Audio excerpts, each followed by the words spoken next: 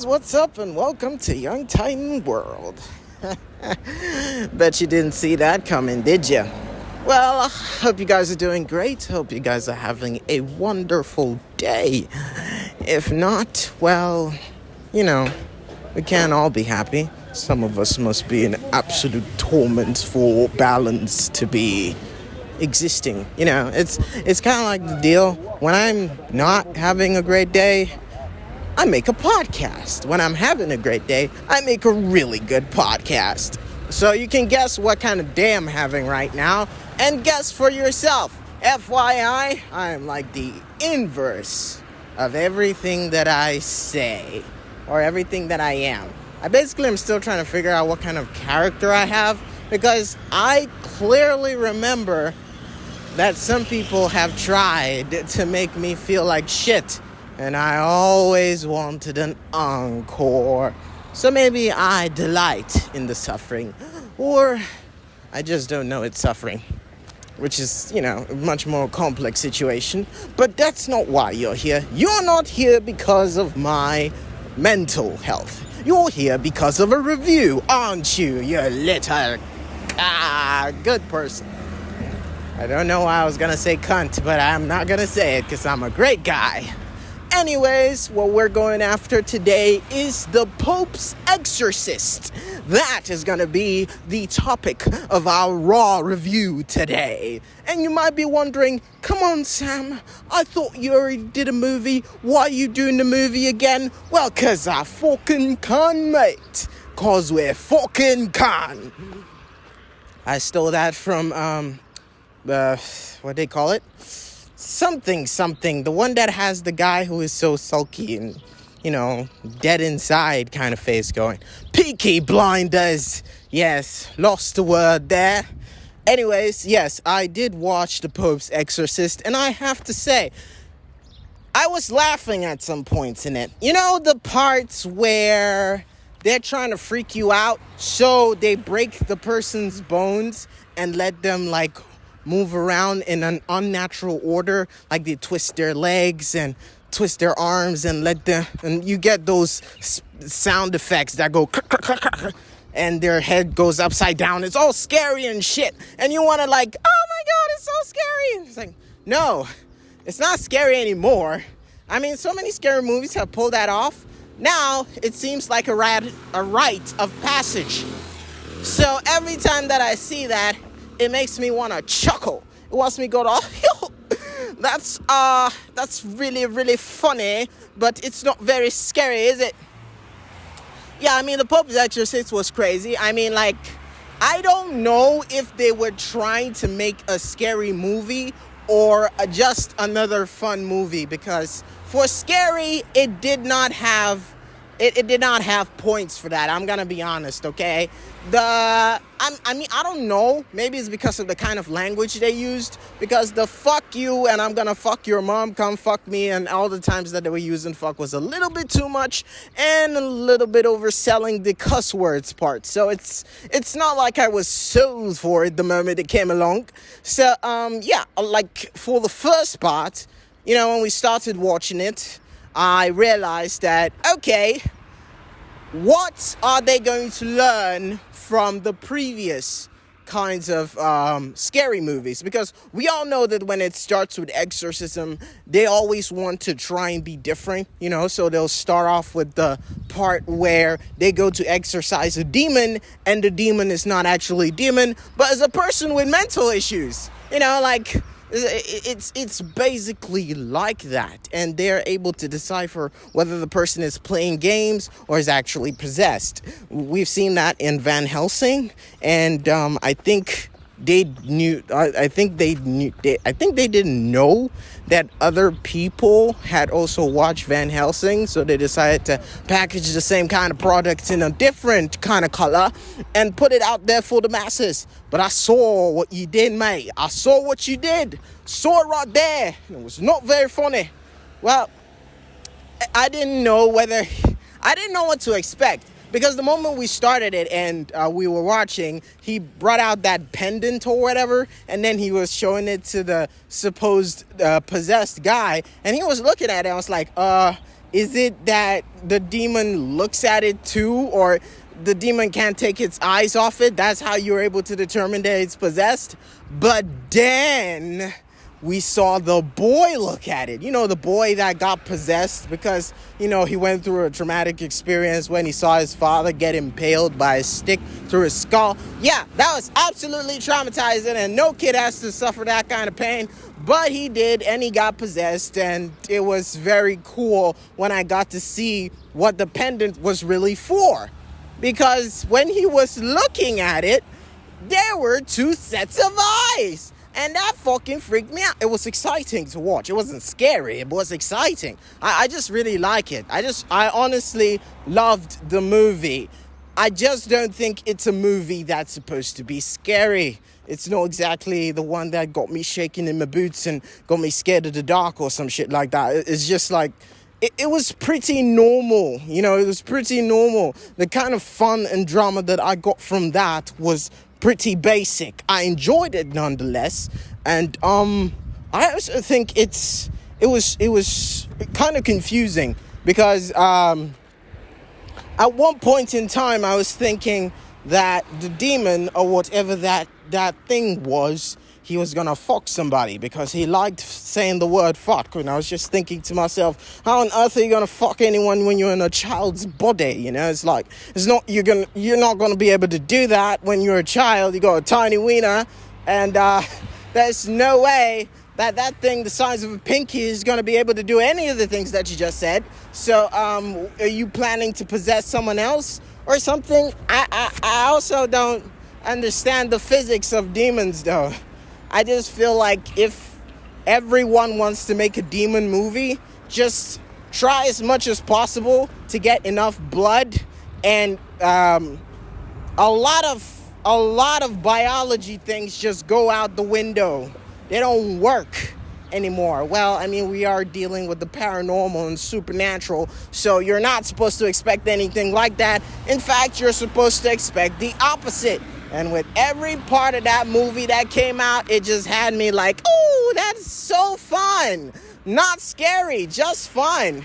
I laughed at some point, and it was in the middle of the night, and my roommate was sleeping, and I definitely kind of ruined it for him. But the honest to Zeus truth about the whole matter is that if you're going to watch it because you think it's going to scare the bejesus out of you, you might want to stop that, like right now. If you want to go for an engaging and exciting movie that's going to keep you at the edge of your seats and try and figure out the question, what exactly do demons do in their past time except gossip about people so that they can tell you things that will spook you out?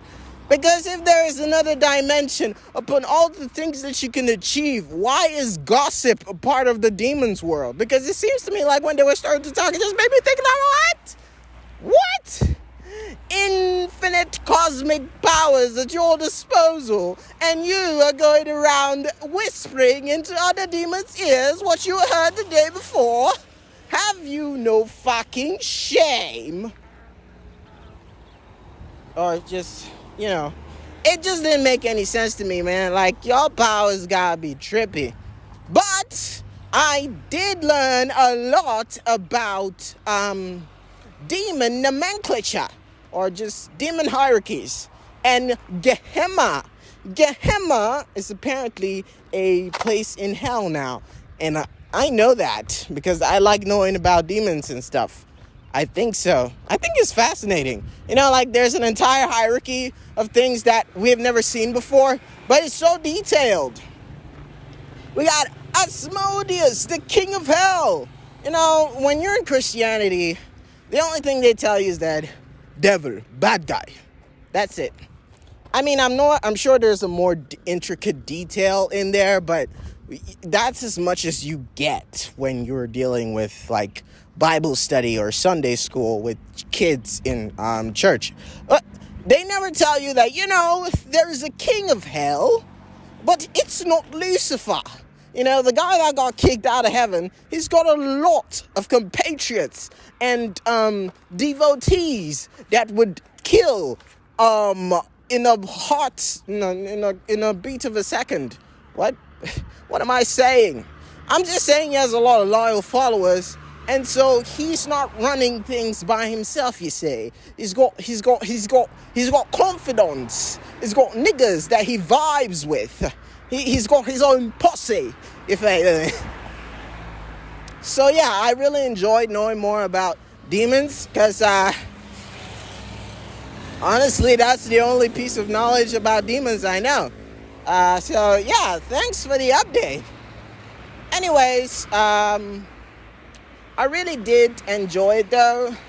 The guy who acted as the Pope's exorcist was just sublime when he was in front of the panel and he was giving off his speech. I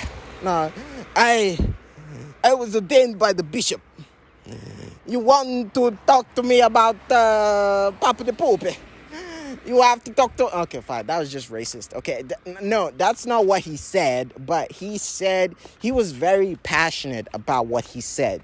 I kind of like want to go back and watch that very scene and absorb it into my brain because it was so strong. You know, he came off with that aura that was like, wow, y'all can't tell me what to do because I'm the boss. And my boss is not here. So y'all could just go fuck yourself.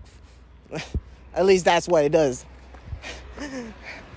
I don't even know why I'm saying this.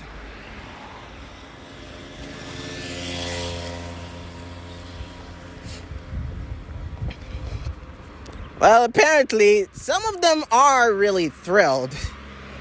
Yeah. Well, anyways, if you want to go watch it, you can. Just don't expect anything scary. Unless, of course, I've been so numbed out by all the scary things I've been playing recently. Maybe that's why I have no fucking idea what scary means nowadays. I mean, after Dark Fracture, I've been traumatized.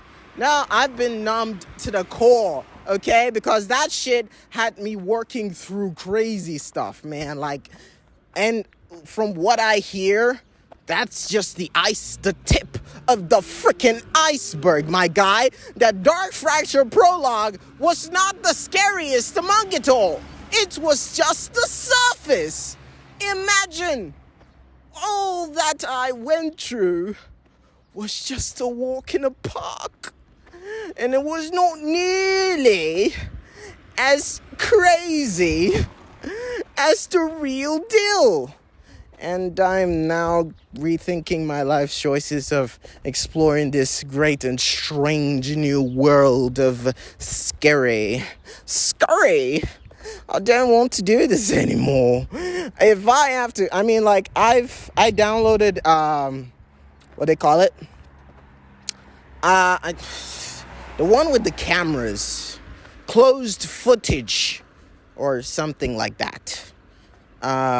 Something that has to deal with footage.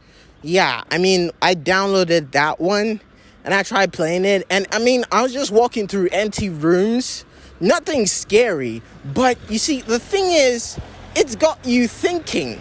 The only thing that can spook you out is your brain, because your brain knows what can spook you out. So if your brain doesn't register anything that is scary, it starts to give you ideas of what can be scary. So you might think that there's nothing there, but your brain can just conjure up, okay, what if that thing that you're so scared of is right behind you? Why don't you look back and take a peek? And then you do, and then you spook yourself out for nothing because there's nothing there. And then at that moment where you give up the notion that you can be scared, boom goes the dynamite because they just got you. And then you freak out. You know, I always wondered why in movies people went towards the thing that they were scared of. You know, like when you're watching a scary movie and something went boom in the attic. All of us are like, yo, what the fuck you do? Why you going towards that shit? Well, run away, nigga, run away. When that happened to me in the freaking game, I was like, nigga, we might as well go check it out before that shit comes to chase us. So we went towards that shit, and now I get it. They just want to get it over with. That's the whole idea of those scary movies. The reason why they would go towards the danger instead of away from the danger. They don't want it to be at the back of their minds. They don't want to think about it. They want it gone. So they just demystify the mystery. And then it no longer becomes a mystery. Invigorating, isn't it? Well, yeah, I definitely did that. But yeah, I was still spooked out. And I have not worked up the courage to revisit this amazing world of footage shots that has me moving through empty rooms and having no freaking idea what to freaking expect. Well, I can tell you this right now. It's interesting. Yeah, but we're supposed to be talking about the Pope's Exorcist. So, the theme was amazing. It probably went out of its way. The visual effects were just stunning. You know, I was watching it on a laptop, but damn, that was some very cool ass effects, man. The eyes that moved away from the other eyes was just amazing. I loved it. Even the end scene is so spectacular because I always see lava in like many movies, but the way they made it look like, oh, I am the king of hell, something like that. He says that, I'm sure. And I like people that like cats. Oh, wow. Did you say that out loud? I think I did, nigga. Okay, fine. Let's just Let's get back to basics, shall we? All right. So yeah, all in all, I would give the movie let's say 7 out of 10 because it was great. If you decide to take out the part that is supposed to be a scary movie, just ends up being a foul-mouthed, somewhat engaging piece of material. You love it. You love it. I can assure you. You love it. Love it. Love it. Wait, where exactly are we going? We're supposed to be going towards the place that legalizes documents, not away from it, you pink wanker. Okay, fine. Alright, so, yeah, so that's basically it. Let me know down in the comments what you thought about the movie and how it made you feel. Did you also think it was a scary movie? Did you get scared? Or did you just laugh all the way? Let me know down in the comments. And I'm going to check back in with you later, you lovely people who came from vaginas that I've never seen before. You have a great day. This is Young Titan checking out with my fake accents and old pussy I've never seen. This is Young Titan. You guys take care, and I'll see you in the next one.